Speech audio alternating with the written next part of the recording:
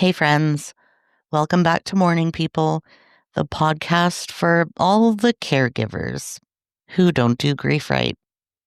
I'm Nina, and today's episode is for anyone who looks back and sees years they don't remember clearly, not because they were joyful and fast, but because they were hard, foggy, heavy, and just about making it through.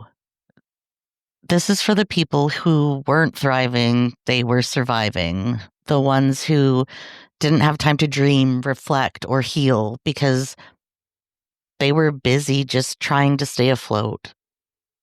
And now that the dust has settled, or maybe just shifted, you're standing there asking yourself where the time went and why you feel like you're only now just beginning to live.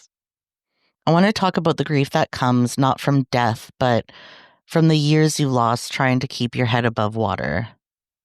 When I had my son, I had horrible postpartum depression, and I didn't even know. I don't think anybody knew because a lot of people in my life were telling me that I needed brain meds, which I probably did. I mean, I take them now, but I think people were self diagnosing me with things that weren't postpartum depression, and that didn't help at all because we weren't talking about the actual issue. They were just thinking all these other things were wrong with me.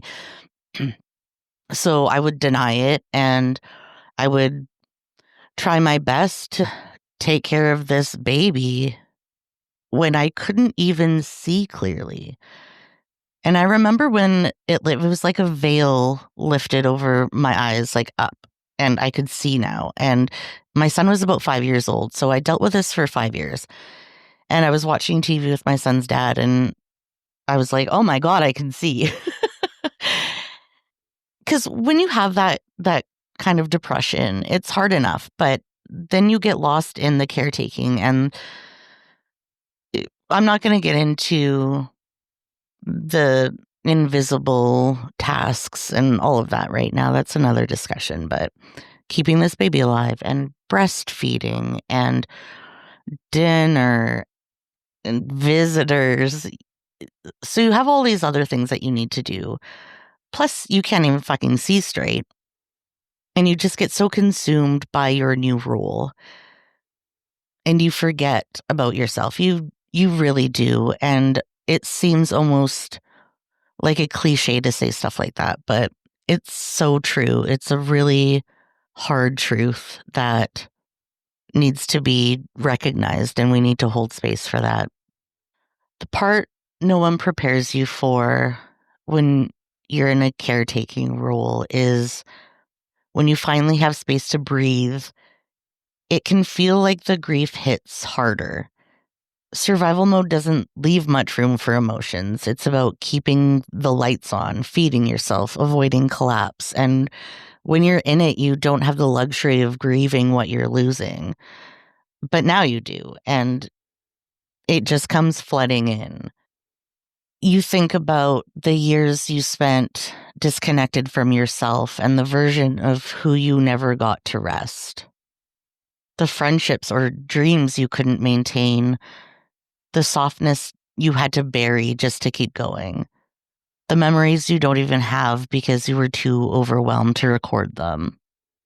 And the crazy part is sometimes the grief shows up as anger or envy, an aching, teeth gritting feeling of why did no one help me? Why did I have to do it alone? You're not wrong for feeling that. You're not ungrateful because you finally feel safe and sad. This is what it means to be human, to emerge from survival and suddenly notice all the bruises. If you're grieving the years you lost to survival mode, you are allowed to. You don't have to slap on toxic positivity and be thankful for the resilience you gained. You can be grateful and grieving. You can be healing and furious. You can be okay now and still mourning what wasn't. That's not regression, it's reckoning. So, how do we move through this kind of grief? Unfortunately, there's no clear answer. But here are a few things that might help. Acknowledge that what happened to you was hard, even if others had it worse or you got through it. It still cost you something. Give the past you compassion, not critique. They were doing their best, maybe not the ideal best, but the survival best. Let yourself mourn without rushing to find meaning. You don't have to alchemize pain into wisdom right now. Just let it be pain for a while. Build rituals around your own return. Celebrate tiny things. Give yourself milestones. Say, I'm here now, and that matters. Connect with others who get it. That's what I'm here for, right, friends? This grief is quiet, invisible, but you're not the only one carrying it. That's part of why I make this podcast, so you don't have to grieve in isolation. If you're emerging from survival and trying to figure out what now, you're not alone in that process. You can come share it with me. There's no right time to come back to yourself, but if that time is now, welcome. We're all happy you're back. Thank you for being a friend. Sorry. If this has if this episode speaks to you, share it. And if you don't want to, that's fine too. Until next time, give yourself permission to grieve, even non-deaths. This is your life now, and you get to reclaim it. And that's a really beautiful thing, and I hope you enjoy the process. I hope it's an enjoyable process. That sounds like there's a little bit less pressure attached to it. I hope that you get to find the things you love.